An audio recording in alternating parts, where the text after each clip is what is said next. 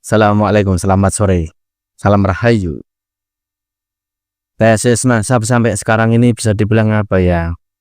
Khususnya tesis nasabnya Ki Imatum ada tandingnya. Bahkan buku yang dibuat Rabithah Alawiyah, yang situ yang membuat ada Romel Abbas, Habib siapa itu? Lalu kemudian ada Wafi, itu ternyata aduh tidak mampu. Buku itu seperti dongeng saja, tanpa data yang jelas. Ngalor ngidul lah.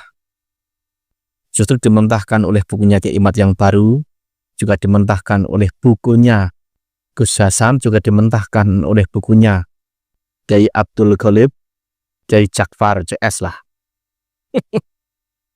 Bobotnya pun beda gitu loh. Saya kemarin coba membaca itu sedikit gitu kan. Ternyata aduh emang dari awal saja udah ketahuan gitu loh. Apalagi ucapan Wafi itu saat berkata itu tidak ilmiah. Kayak kamu tuh ilmiah saja. Kemarin kamu debat di Rabithah saja dengan guru gembul kamu, aduh telak kalah itu. Ketahuan orang yang akademis dan tidak. Justru guru gembul itu mempermalukan dia tuh bisa loh. Cuman nggak mau gitu loh. Itu bukan karakter dia. Nah ini ada ini dari UIN ini. Ternyata sebelumnya itu ada. Dan ternyata Rabithah juga nggak jelas jawabannya. Mungkin kalau pendukung Habib melihatnya kabur. Nah ini ada gitu loh. Ternyata RA itu pernah mau diadakan acara di UIN. Kiai Imat udah oke, Pakar Sirah udah oke, bolak-balik RA-nya yang mengundurkan diri. Nggak tahu alasannya apa. Padahal harusnya kalau ini itu ilmiah, tesis harus dikaji di sana gitu loh, di tempat yang akademis. Di situ nanti banyak gitu loh, banyak mahasiswa yang belajar agama Islam dari berbagai macam jurusan, muda-muda juga gitu loh, bahkan yang seusia Wafi banyak, yang di atasnya juga banyak. Nah di situ gitu loh nanti teruji. Kiai Imat udah oke, udah welcome. Pakar Sirah udah welcome. Ditunggu itu Pak Alwinya, berani nggak maju? Mereka selalu berusaha mematahkan narasi yang dibangun Kiai Imat dengan kata-kata tesis tidak ilmiah, berkata-kata itu kebencian, berkata-kata itu adu domba. Aduh, buktikan dulu lah gitu loh. Nasab Alwi itu mana buktinya? Yang benar-benar valid itu mana? Itu ilmiah. Dan jangan lupa jika itu nanti debat di tempat UIN, sisi ilmiah ini banyak. Harus berani juga tes DNA. Tes DNA tidak bisa menentukan nasab, tapi bisa membatalkan nasab. Yang ngaku keturunan Kanjeng Nabi itu siapa? Kan mereka, kalian. Nah itu nasabnya nanti bisa dibatalkan dengan tes DNA jika tidak terbukti. Hasil Batsul Masal PB itu jelas. Tes DNA bisa membatalkan. Jelas gitu loh. Di berbagai negara luar juga sama. Negara Arab juga sama, bisa membatalkan. Gak usah bertele-tele, ini dia ucapan salah satu panitia yang siap ulang jadwal soal debat terbuka di UIN. Kemarin pada tanggal 16 Agustus Hamin satu hari menjelang 17 Agustusan, kita dari teman-teman mahasiswa UIN Syarif Hidayatullah mengadakan acara seminar nasional terkait sejarah-sejarah yang banyak beredar, diklaim dalam satu pihak bahwasanya kontribusi utama kemerdekaan Indonesia itu dari pihak kalangan contoh waktu kemerdekaannya, contoh pembuatan Garuda Pancasila dan beberapa tokoh-tokoh seperti Imam Bonjol, seperti banyak tokoh-tokoh kemerdekaan itu semuanya dinisbatkan bahwasanya mereka adalah keturunan dari Bani Alawi. Dan di situ kami juga heran dalam buku-buku sejarah ketika kami SD, SMP, SMA, terus dari beberapa buku-buku yang dikarang oleh para tokoh-tokoh sejarah mengenai kolonialisme dan sebagainya itu tidak pernah tercatat, tidak pernah ada manuskrip secara jelas bahwasanya memang mereka adalah Ba'alawi. Mungkin ada salah satu seperti ajudannya Presiden Soekarno, memang dia Ba'alawi, memang ada, tapi tidak secara keseluruhan mendominasi bahwasanya Ba'alawi itu berkontribusi semua. Dan di situ sehingga kami berinisiatif untuk mengadakan suatu seminar nasional yang dihadiri oleh, yang kami mengundang diantaranya adalah dari Robito Alawiyah, dari ahli sejarah Dr. Anhar Gunggong, dan juga kebetulan kan di situ juga mencuat terkait masalah pemalsuan nasab yang dibuat oleh Kiai Imaduddin. Kami undang Kiai Imaduddin karena Kiai Imaduddin itu alumni dari IIK, seberangnya UIN Syarif Hidayatullah, kebetulan di situ ada di Ciputat.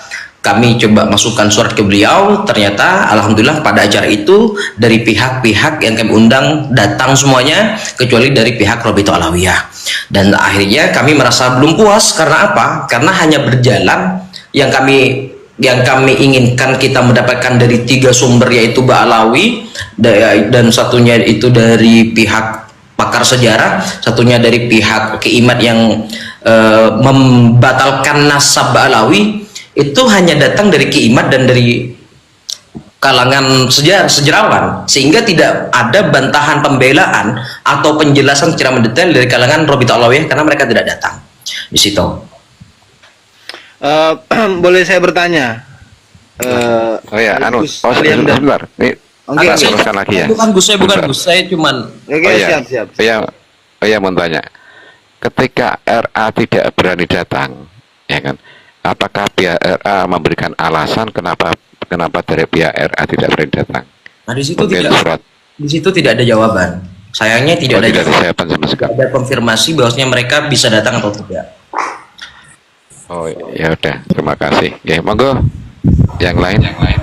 Menurut Bang Ali atau Mas Ali Hamdan, tesis Kiai Imaduddin Al-Bantani itu ilmiah apa tidak? Sampai sekarang pengilmiahan tesis Kiai Imad itu masih belum bisa dibatalkan karena tidak ada antitesa.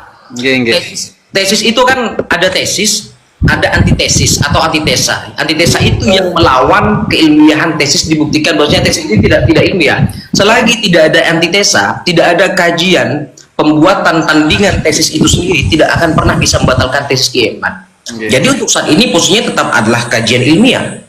Oke, saya ingin bertanya sebentar ya, tolong direkod siapa yang merekod. Gini, Bang Ali, menurut kabar burung, kabar-kabar yang di luar sana bahwa tesis Kiai Imad ini, mohon maaf, tesis Kiai Imad ini tidak terbukti dan tidak pernah diteliti. Apakah benarkah bahwa tesis Kiai Imad itu tidak pernah diteliti, termasuk UIN Wali Songo yang Anda sekarang ada di sana? Monggo jelaskan, apakah tesis Kiai Imad pernah teliti atau tidak? Tolong jelaskan.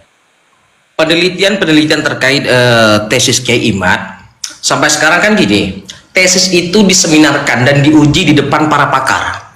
Baik kalau tes Kiai Imad itu kan membahas terkait masalah sejarah pertama, terus masalah manuskrip, ketersambungan suatu nasab, dan itu lebih identik dengan 2 ilmu, yaitu sejarah dan filologi.